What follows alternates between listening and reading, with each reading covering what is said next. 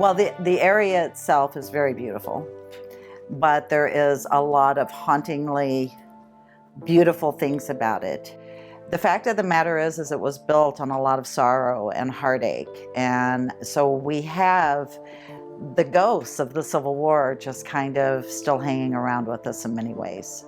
And many of those Civil War soldiers ended up staying here, including my family. So it's really my generational history that has been kind of the impetus for us to stay right here in Donovan. When I was 17, I was bit by a tick and I contracted Rocky Mountain spotted fever. It left me with horrible joint pain. And I would talk to doctors about it and they would say, well, there's nothing wrong with you. You just need to exercise more. And so I would exercise and I would just be so inflamed and hurting so badly afterwards.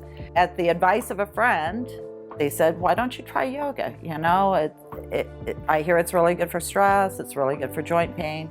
And my reaction was the typical reaction of everybody else. I can't put my foot behind my head. And then I found a TV show that I started watching. It was just a little 30-minute show. And I started doing yoga with it. And then the next thing I knew, I was maybe a month in. I don't know when it happened, but I went up the stairs and realized my knees don't hurt anymore. And my hips don't hurt anymore. And I don't feel stressed and depressed. And all these wonderful things were happening to me. And then I thought, maybe this is something other people would want to know about. And so I got certified to teach. And I've never looked back. I was the first certified yoga therapist in the state of Missouri. I was one of the first 300 certified yoga therapists in the entire world. The reason why I decided to start the studio in Donovan is I really thought that this would be something that other people could benefit from. But now Active Cat Yoga is just part of the community. I really thought, I'll teach a few yoga classes. People may come for a couple of months. That'll be it. We just celebrated our 20th anniversary. The challenges here were that people didn't understand it. I was accused of starting a cult. I was going to brainwash people and, change them from being Christian to Hindu.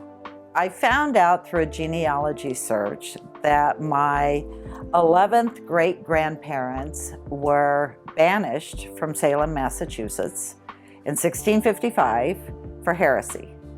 Considering the fact that when I did start the yoga studio, I was accused of being a witch. And then when I found out that I actually had this bloodline, it was like, this is perfect. So when I found that in the genealogy search, we were kind of into the movie Practical Magic at the time.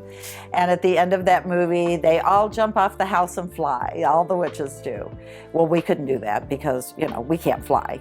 But we thought we could throw candy off the balcony and kick off trick-or-treating with that. The day of Halloween, the police chief called and said, what all do you have planned? We had churches come in. We had food trucks come in. We had all these things. We were trying to all fit them down here on Grand Street. And they said, why don't we just close off all of the downtown area? And a lot of people said, I just don't think it's going to work. People in Donovan just don't celebrate Halloween. We walked out on that balcony and it was shoulder to shoulder from the end of the street here all the way up to where City Hall is now. I looked at the girls and I said, we don't have nearly enough candy. We have probably an attendance at this event anywhere between 2,000 and 3,000. We draw people from everywhere. We have people that come in from Poplar Bluff, from Thayer, from Arkansas. It is a mixed bag of people. It draws a crowd.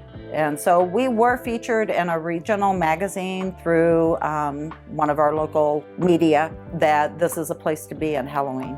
I don't really consider myself a rebel. A lot of people ask me, why do you consider yourself a rebel, or do you consider? I guess I really don't. I consider it being fearlessly and unapologetically me.